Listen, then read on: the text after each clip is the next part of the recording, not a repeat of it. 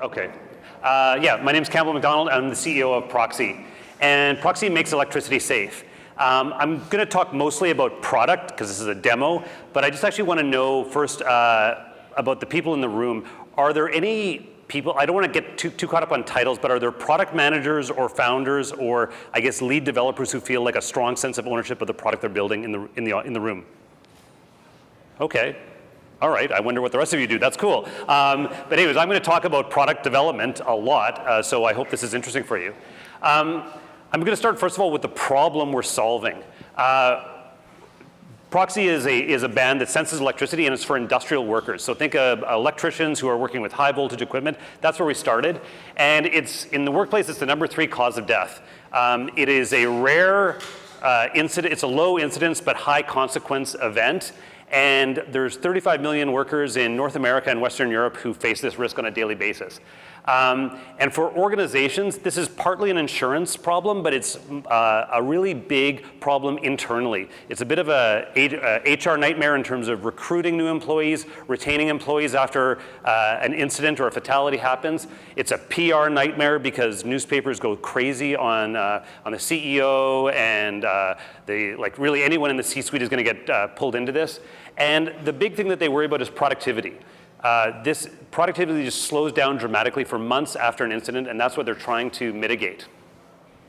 So the thing that's interesting is I have no background in this industry. I've managed safety teams before in operations. I've managed safety programs, but the customer development process for this was done for us in a way by BC Hydro. They put out a small RFP and said, hey, we're looking for a wearable to protect our workers from electricity. And we won a small grant from them to basically research the idea. And my co-founder, instead of just researching it, actually built a working prototype. So the thing that was cool about that was that we not only understood the problem, but we had something working to show to them and saying hey, what do you think about this? And they thought it was really cool. And just to give you some background of what the current state of the electrical safety industry is, this is it. There's protective gear like insulation, but this is the process that every one of our customers uses right now. So when you're working on electrical gear, you basically want to ensure that the thing you're working on isn't energized or hot in the kind of the parlance. And so you've got things like team communication to make sure that everyone knows where everyone's working. If power is being controlled remotely, no one's going to turn it on. You have lockout procedures or lockout tagout, and that's what this is. It's actually de-energizing something like a switch in your house and putting a physical lock on it so someone doesn't accidentally turn it on. And then the use of contact sensors. And this has been a process that's been around for decades. There's nothing digital here, it's all process-based. And just to be clear, this is a great process. It's really, really good if every step is followed. But each one of these steps is prone to human error. So the other thing that we found out is that sensing electricity remotely is not even new either. This has been a technology that's been around for decades, and this over here is what most people use. It's a sensor on the end of a hot stick, and they wave it around to see if there's something that's energized. And there's even wearable sensors like this. And every one of our customers uses both of these things. They already have it, and they're not happy. So it's really cool that it's something that basically looked like what we had at the start is already there, and yet customers want our product. So that was really cool. And really the differentiators for us at this point are we've built something that's small, lightweight, and wearable, and it's connected. And I'm going to talk about that a little bit more in a second. So what is Proxxi? So it's a wearable sensor. We measure the energy density of the electric field, if you want to, for the nerds. But basically, as you get closer to an energized source, the energy density or the strength of the electric field gets stronger. We measure that and interpret it with software to basically assess the risk that a worker's facing and provide them an initial warning when they get close and an even stronger warning when they get closer, or what's known as a near miss. And we control our hardware with software, so we can actually have different settings for different types of workers, different environments, and this is totally new and exciting for this space, but for me it's totally weird. My background is in software, and so the idea of non-digital products and things that only do one thing for one person is really, really odd. The other big thing that's different is that we collect data. We can see when a worker is wearing the band. We can see if they've done a safety check. We keep track of warnings and events and can share all this information with an organization. And this is we're really competing with organizations that do no collection or do this manually. So if you, for example, work with me, you might like walk by a 50,000 volt panel and you might recognize, oh, that was close. I just went like 6 inches away from there, and then we would ideally record that as a near miss. But as you can imagine, lots of near misses go undetected. And even when they're detected, a lot of times they go unreported because it's a pain in the ass, there's fear of workplace repercussions, and people don't want to be viewed as risk-taking or incompetent. So there's all these reasons why this data, which is used to make decisions about managing safety processes, aren't captured. So having this data automatically connected and pushed to the organization is really valuable. And it's something that they do with almost every other part of their organization, like HR and finance and training, but safety is kind of this laggard space. And the thing that's really cool is with BC Hydro, we worked early on with them, and they found that 65% of their electrical injuries would have been influenced and 40% would have been eliminated based on looking at what happened. So this was really encouraging. So this just gives you a kind of an image of like how the product works. So this is actually not fair because this actually is a tower, so it's not energized, but just imagine an energized panel.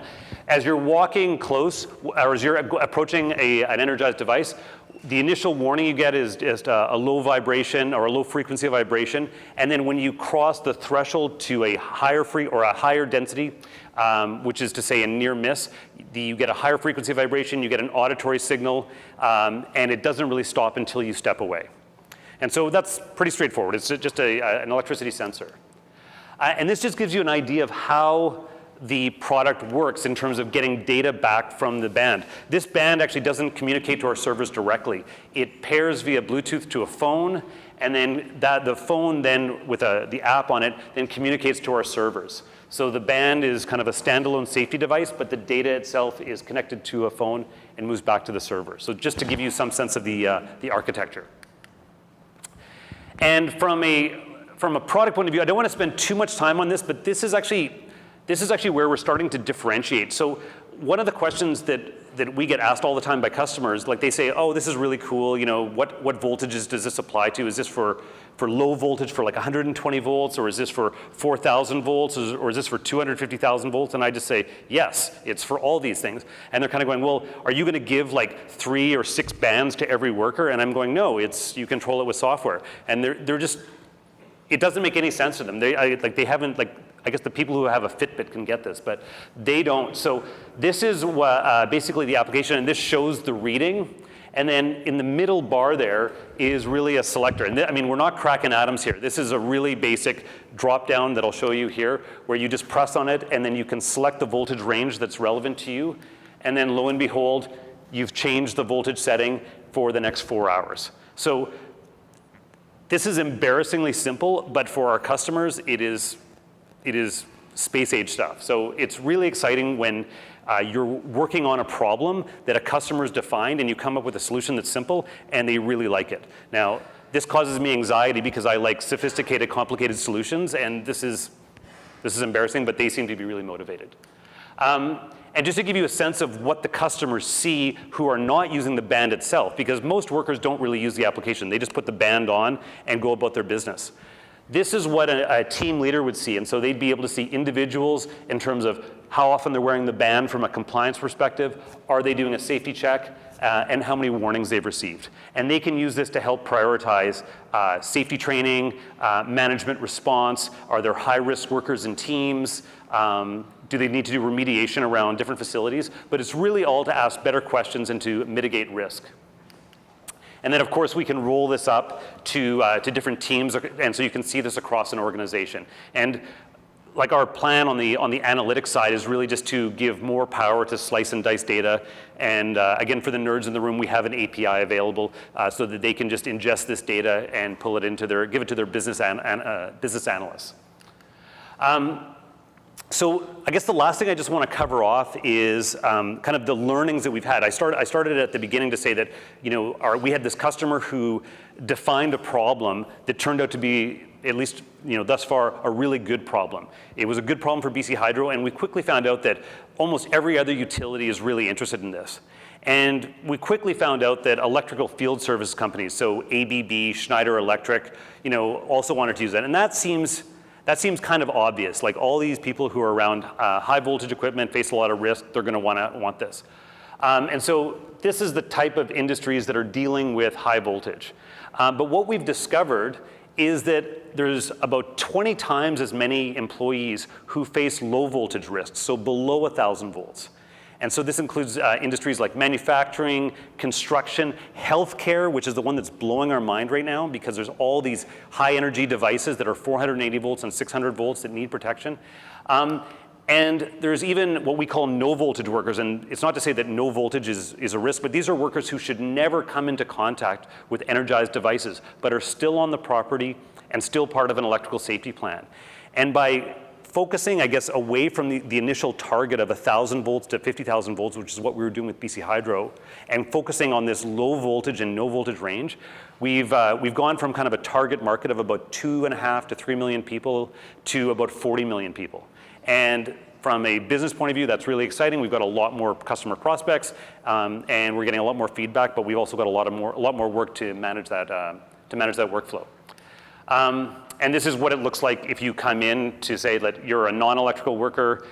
You've got sort of the basics. You're a technician. You've got the ability to manage different ranges on the low voltage side, and then you're a qualified pro, and you can handle the wide voltage range that we showed before. So. Yeah, and then there's enterprise options like GDPR, which I guess a month ago no one knew about, and now everyone in the room probably knows about because you've had 1 or 2 emails about it. So yeah, that's our life. So that's my demo. I guess I'm just open to any questions if you got them, or I'll be around probably later on if you've got some questions you don't want to ask in front of the audience. Yeah. So. So we are gathering personal information and behavior on all the workers, and they have the right to be forgotten at work too. So it is actually, it's good that we're, like in some ways it's good that we're starting now because we can architect our back end to accommodate it, but it's actually with 4 of our customers, it is like they won't actually proceed without GDPR compliance. I guess a quick question for everyone here. Who has here heard about GDPR? Show of hands. Okay, perfect. Okay, just checking. Yeah. Just checking. Any questions over here? Okay. Oh. Okay. Hold on. I'm going to keep the mic over. Sorry, we're recording, for public television. Here we go. Okay. How does your device recognize safety check? Safety check. So we. It's a self-contained safety check. So you can check against a known voltage source, but we actually embed a source voltage in our device so that you can trigger the source voltage inside the device. Our sensor picks it up, and then it goes through a complete cycle. So you don't need to have a known source voltage nearby, but you can go up to an outlet or to a panel. I mean, depending on the work environment you're on. But that's normally how you test sensors in general. Is you go to a known source and you test it. So ours is, I guess, a little different in the sense that we do have a self-check. Yeah. Yeah. There were a couple other questions. Yeah. Yeah. Go ahead. Great. Thanks. Is it a software play? Is it a hardware play? Is it both? Can you take the software and put it on another device? Talk about how it gets simple. Yeah. So like I'm right now in hardware hell. Hardware sucks. If this device already existed, I would love just to build software for it. It just doesn't exist right now. Like, there's no connected solution. To be honest, a lot of the sensors out there aren't that good, so we've built our own, but it is fundamentally a software play. Like, we are focusing on enterprise. We do have consumer interest in it, but our business model doesn't really support it. So we're gonna sell to consumers, but we're not, to be blunt, really gonna support them that well because we can't. We're really focusing at this point on large organizations. Every one of our prospects can deploy over 1,000 units, and then we're going to move down market as we learn with these bigger customers, which is kind of weird. But the smaller customers, which is where I would normally want to sell into because they can move faster, they're not really interested in the software. It's larger organizations that feel the pain. Yeah. There's questions up here. Yeah. There's lots of questions. Campbell, I'll make it. I have two technical questions. questions. Does it work for DC voltages as well? Because there are people working on high DC voltage Yeah. area, and does it work for them? No. So DC is super hard. Just again, to give you a technical answer, and this is almost above my pay grade, we analyze the waveform of the electric field, and DC doesn't have a waveform to analyze. So we have a couple of hypotheses to handle DC, but they are truly hypotheses. Like, they are hard. It's a hard problem to solve, especially with a wearable form factor. So to pick up DC remotely, you generally need a fairly large device, and we have ideas on miniaturizing it, but it's a hard problem. It's also, and just from a prioritization point of view, it's a growing market, but it's a much smaller market at the moment, so yeah. Okay, and another one, like, does it detect when the user suffers an electrical shock? So it's funny you asked that. We get asked that a lot, and we didn't understand why people would want to know that, but it's actually for that reason that I talked about before in terms of embarrassment or professional pride. Lots of contact injuries occur that are not reported simply because they don't want to be known as the guy who had the contact or the girl who had the contact. But no, we do not sense that. But we would pick up that as a near miss, and that normally triggers an investigation within the team to see what happened. But we can measure it. We can't do it, but the only way we can do it, at least at this point, is with a metal contact on the skin, and you can't have, there's no exposed metal on this because it would trigger arc flashes and just violate a whole bunch of electrical safety rules. We're going to just ask, we have 2 more questions and then wrap up with these 2, Gino and Natalie. So I know you've been going through hardware and all, as you described, but have you thought about integrating this device with other tools? Yeah, so I probably get 1 or 2 inquiries a week to either integrate our data into like an EHS or like enterprise data platform, or some sort of like hardware platform dongle that SERPs in data. We're not sure how to handle that. Right now we are talking with partners. There was a question before about whether this is like a software or hardware play. I don't really want to get separated from my customer, so I actually do have like entrepreneurial fear about getting cut out of that, and we've got ways of mitigating that. So we're looking at it, but we're mostly going direct to customers right now, but we're exploring some partnerships that are interesting. But it's exciting but scary. Yeah, sure. Like, I was actually asking about hardware integration. oh. Of their earlier tools that might be appropriate, like, hey, I saw or something. No. So down the road, like, this is like IoT in general is basically showing the world that like the internet is not a rectangular screen. It's not a browser. Like, this is the internet on your wrist. In the future, the internet is going to be invisible. It's just going to be around us and in our clothes, and so it's not going to be part of anything. It's just going to disappear. It'll fall into the background. But I don't know how it's going to happen yet. But I think my guess right now is likely some sort of smart clothing. It's just going to be there. Coverage, or there's no internet around. Is it like later on synced, or is this kind of a live, ongoing type of thing where you manage somehow to get that data across the process? Yeah, no, we just kind of we daisy chain it back, and we rely on local storage to be opportunistic on when we take it back. So we can store 4 months worth of data on our band with local storage. I don't even know how much we can store on a phone. I don't think that's really a constraint right now. And then we can sync it up. So right now we're working on a manager application to allow one manager to manage many bands. And it's mainly for cases where you'd sync up that data on a daily or weekly basis. And then it'd be a similar situation where if you're in the field and don't have Wi-Fi or cellular coverage, you would sync that up once you're in range again. But it's more a case of workers not having phones as opposed to phones not having data for long periods of time, if that makes sense, yeah. And then I'll follow up on that. If the Bluetooth, like the person has to have their phone with them technically all the time, or else it's probably out of range for them to get the data from the device, so to speak. Yeah, and so that's why it can sync up after the fact. So you lose a little bit of information there. Like right now we grab GPS from the phone.